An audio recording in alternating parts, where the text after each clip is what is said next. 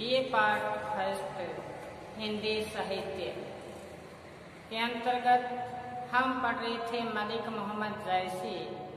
मैं शिषपाल मेर अपने शुरू करेंगे। मलिक मोहम्मद जायसी नागमती वियोग खंड, और नागमती वियोग खंड के अंतर्गत हमने प्रत्येक महीने में नागमती अपनी प्रीतम के अलगाव में कैसे पीड़ा, वेदना और वियोग दशा सताती है उसके बारे में हमने सप्रसंग व्याख्या कर रहे थे। तो चलो हम आगे शुरू करते हैं। इनका बचा हुआ पद जो आज हम प्रयास करेंगे कि मलिक मोहम्मद जायसी का नागमती वियोग खंड पूर्णतः आज हम पूर्णता की ओर लेके जाएंगे, साथ में आप भी जुड़े रहें। तो हमने गत क्लास में चर्चा की थी कि कार्तिक चंद सर्द उजियारी, कार्तिक का महीना लगा, सर्द चांदनी की आभा छिटक रही थी, लेकिन नागमती को लग रहा था कि जैसे जन हो धरती आकाश, जैसे धरती और आकाश क्या हो रहे हैं, जल रहे हैं। ये होती है वियोग पीड़ा। विरोधाभास अलंकार के माध्यम से बताया कि ऐसा लग रहा है जैसे धरती क्या हो रही है, जल रही है, क्योंकि वियोग पीड़ा ऐसी है जैसे मीरा ने कहा था। क्या कहा था कि लागी सो जाने कठिन लागन की पीर, लागी सो जाने कठिन लागन की पीर, बाहर गाव दिखे नहीं रोम रोम में पीर, विपत्ति पड़िया कोई नेड़े नहीं आवे, सुख में सबको सिर, परेशानी आती है कोई पास में नहीं आता, सुख में सबका सिर, सुख में सभी सांझे होते हैं। तो कहते हैं लागी सो जाना है, जिसको प्रेम वेदना, प्रेम की वेदना, तड़प, व्याकुलता सताती है, वो ही पात्र समझ पाता है। जैसे हाथ की उंगलियां, एक उंगली पे चोट लगती है, पीड़ा होती है, पास वाली नृत्य करती है, दुख नहीं होता। तो इसी प्रकार ये है नागमती का जो वियोग वर्णन है। तो कहते ना, अंदर आग लागी रहे धुआं प्रकट ना होए, अंदर आग लगी रहती है वियोग रूपी, लेकिन क्या नहीं प्रकट होता, दिखाई नहीं देता धुआं। ये है तड़प की बात। तो आगे जो अपने चर्चा करेंगे वो है कि अपने बात की कार्तिक चंद सर्द उजियारी। अब बात करेंगे पूस से जाड़ थर थर कांपा। अब हम करेंगे पोष माह के महीने में चर्चा कि उस महीने में नागमती की क्या पीड़ा हुई, क्या उनको वियोग सताया, उसके बारे में चर्चा करेंगे। तो साथ साथ में आप अपने रिश्तता लिखते जाएं। तो क्या रहता है, पूस जाड़, पूस जाड़, पूस जाड़ थर थर तन कांपा, थर थर तन कांपा, पूस जाड़ थर थर तन कांपा, सूरज जाई, सूरज जाई, लंका दिशी, दिशी चंपा, विरह बाढ़ दारुण भासियु, विरह बाढ़ दारुण भासियु, शिव कंपी कंपी मरो, कंपी कंपी मरो, कंपी कंपी मरो हरि जीव, हरि जीव। देखो क्या बताए इसमें कि विरह बाढ़ दारू भासियु, कंपी कंपी मरो लेहु हरि जीव, पूस जाड़ तन थर थर कंपा, सूरज जाई लंका दिशे चंपा, विरह बाढ़ दारू भासियु। तो बताया है इसमें कि पौष माह के महीने में नागमती की क्या वियोग दशा होती है उसके बारे में बताया है। कि इस महीने में ठंड पड़नी प्रारंभ हो जाती है और ठंड पड़ती है तो कहते हैं तन है वो कांपता है, थर थर कांपता है। और जो सूर्य है वो कौन सी दिशा में चला जाता है? दक्षिण दिशा में चला जाता है। और इधर से तो दक्षिण दिशा में चला गया, इधर से विरह की जो बाढ़ हुई वो दारुण स्थिति में हुई। कंपी यही हरि जो मेरा हृदय है वो प्रीतम के बिना क्या है, कांप रहा है।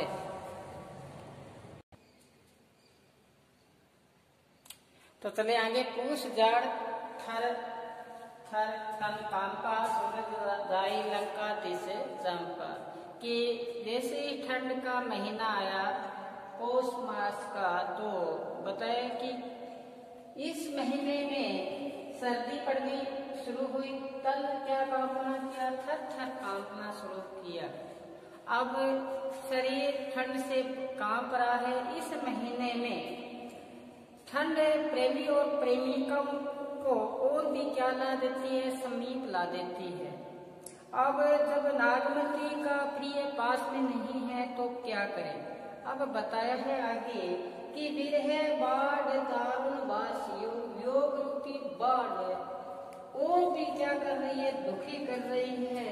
कंपी मरो लिव हरि जीव, मेरा हृदय और भी कांपता जा रहा है और मेरे अंदर बैठा हुआ जीव इससे क्या हो रहा है, ठंड से मरा जा रहा है। आगे बताया है कि पूस जाड़ थर थर कंपा। आगे क्या बताया है देखो कि कंप कहाँ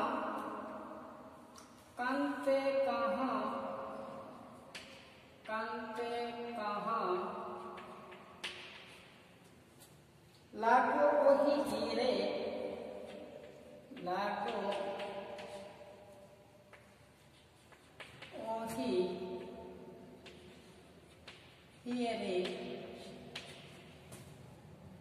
पंथ अपार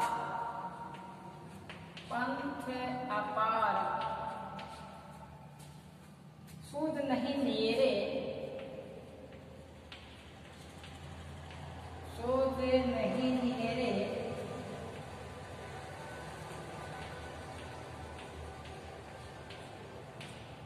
आगे और लिख लो, सो सपेती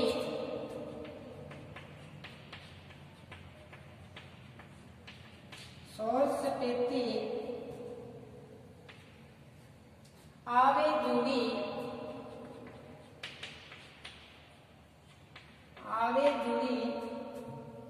जग जनहु सेज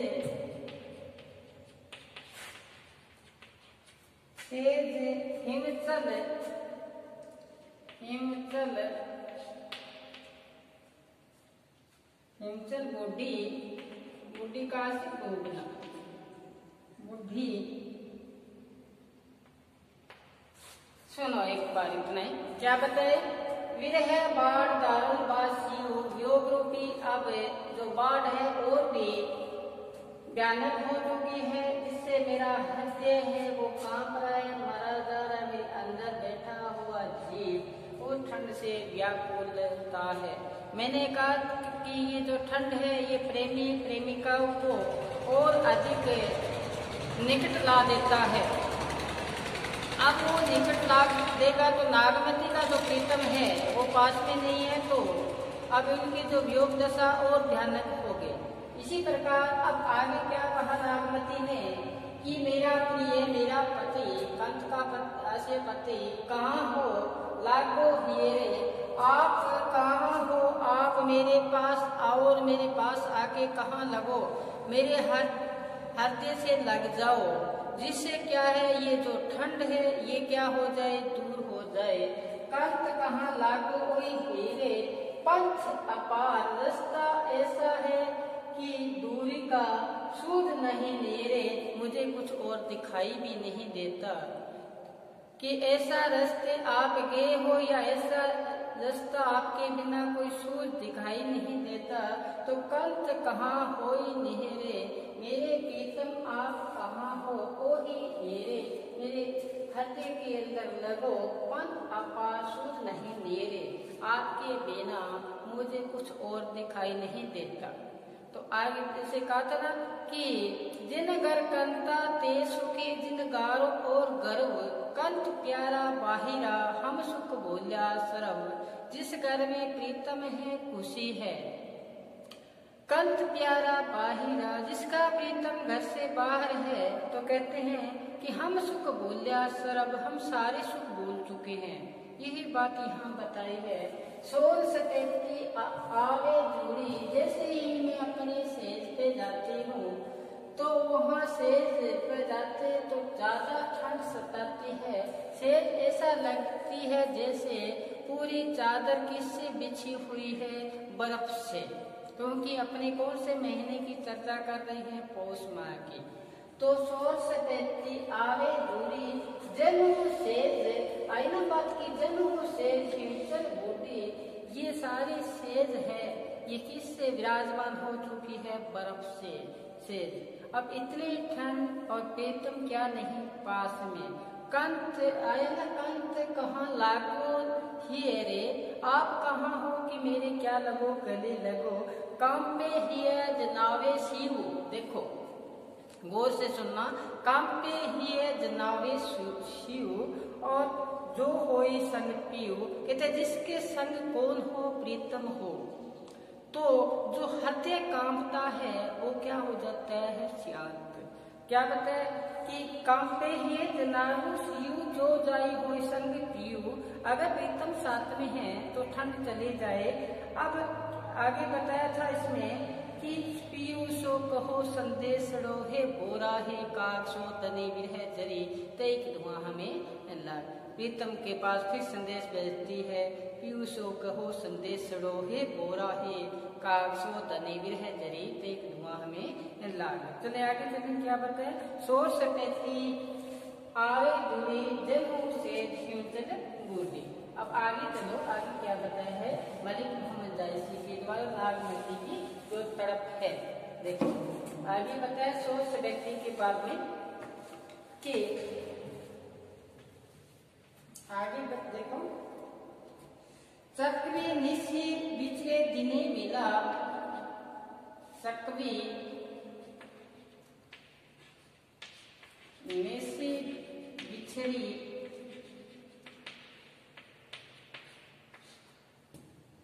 निशी बिछड़ी दिन मेला, दिन मेला, चक्री निशी बिछड़ी दिन मेला, हो दिन राती, हो दिन राती,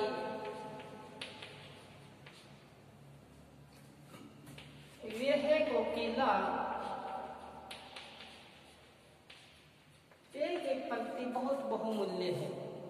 क्या बताए, चक्री रात को बिछड़ जाती है, दिन में मिल जाती है। वो कहते हैं चक्री बिछड़ी रेन की आन मिली पर भात, चक्री रात को अपने प्रीतम से बिछड़ जाती है, आन मिली पर बात, सुबह होती है मिल जाती है। तो यहाँ चक्री का उदाहरण देते हुए नागमती ने क्या कहा, चक्री निशी बिछड़ी, निशी का से रात को बिछड़ी, दिन मिला दिन में मिल गई, हो दिन राती, मैं दिन और रात वियोग में क्या बन चुकी हूँ, कोकिला। कोकिला की भांति मैं आवाज दे रही हूँ, को कर रही हूँ, उसकी ही क्या सता रही है, क्या सता रही है, अपने प्रीतम की उससे मिलने की तड़प, उनके मिलने की व्याकुलता बेचैनी मेरे को सता रही है। तो क्या कहते हैं, चक्री निशी बिछड़ी, चक्री दिन को सॉरी रात को बिछड़ जाती है, कब मिली, सुबह मिली, मैं दिन और रात कोकिला की भांति क्या कर रही हूँ, आवाज दे रही हूँ। मैंने कहा था ना, चक्री बिछड़ी रेन की आन मिली प्रभात, चक्री रात को बिछड़ जाती है अपने प्रीतम से और दिन में मिल जाती है। आगे देखो, रेन अकेली साथ नहीं सखी, रेन अकेली साथ नहीं सखी, रैन अकेले साथ नहीं सखी, कैसे जीवे बिछोवे पंखी, कैसे जीवे जियो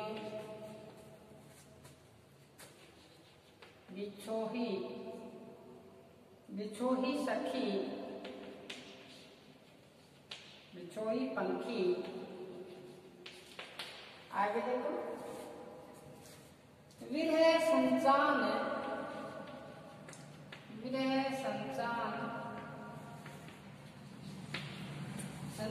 बेतन जाड़ा,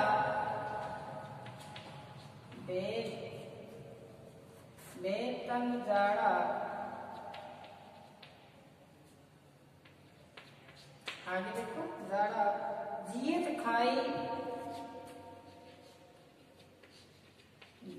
खाई मुँह न छोड़ा,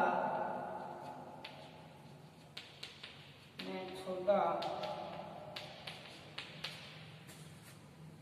अब देखो क्या बताया कि रैन अकेली साथ नहीं सकी, रात अकेली हूँ रात को, और क्या है पास में कौन नहीं है सखी। जैसे बताया था, चढ़ा आषाढ़ गगन घन गाजा, सादा जुलजल बाजा, चारों तरफ से बादल उमड़ घुमड़ कर आए, बरसात हुई और अंधेरा चारों तरफ से क्या है ज्यादा। बा बादो दूबर अति भारी, कैसे बरो रेन अंधियारे। जैसे पहले पद में बताया था कि बा बादो दूबर अति भारी, कैसे बरो रेन अंधियारी, कि बादवर पद में इतना क्या छाया हुआ है, अंधेरा दूबर हो गया, परेशानी हो गई, रेन अंधियारी रात अंधेरी है।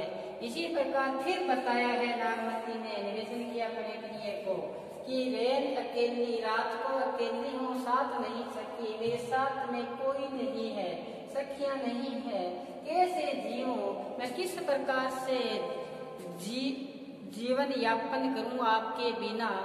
क्या वजह बिछोए पंखी, मैं मेरा जो साथी है मेरे से क्या हो गया, बिछो हो गया, अलग हो गया है। तो आगे क्या बताया, अब ऐसा हुआ तो क्या बताया कि विरह संचान, वियोग रूपी जो बाज है, संचान का मतलब बाज, वियोग रूपी बाज, बेतन जाड़ा, ये जो सर्दी है, ये ऐसा संचान बना हुआ है, बाज बना हुआ है, ठंड, कि ये मेरे को क्या कर लेगा, ग्रास कर देगा, खा लेगा। विरह संचान बेतन जाड़ा, वेतन को क्या कर देगा, ये खा जाएगा, जीवत ही खा जाएगा, मुँह ही न छोड़ा, मेरे को छोड़ेगा नहीं। ये कौन सा संसार है, उस जात का। अब आगे क्या बताया देखो कि रकत ढूरा मासू गिरा, आपके वियोग में आंसुओं के द्वारा रकत सारा निकल चुका है, और हाड़ भे सब संक, मेरे हाड़ है, हाड़ मास का ये जो पुतला था ये आपके वियोग में सूख चुका है। बताया था ना कि अब तो हार पहाड़ ते लागत, ये हार जो धारण कर रखा है गले में, ये भी पहाड़ बन चुका है। तो बताया कि रकत पूरा में आपके वियोग में आंसू बहे, ये आंसू नहीं थे, ये रकत रूपी आंसू थे। आपके वियोग में मेरा जो तन था ये सारा का सारा क्या हुआ, गल चुका है, और बेसब संक, हड्डी क्या बन चुकी है, संक बन चुकी है, और धनी सास होई, कहते हैं अब अपनी जो जोड़ी है सास रूपी, ये भी क्या हो जाएगी, टूट जाएगी। पीयूष मेटी पंख, फिर बाद में आओगे, तो तभी संदेश देकर भेजा था। पीयूषो कहो संदेशड़ो, हे बोरा हे काग, अपने कौआ को और बरमर को संदेश देकर भेजती है नागमती।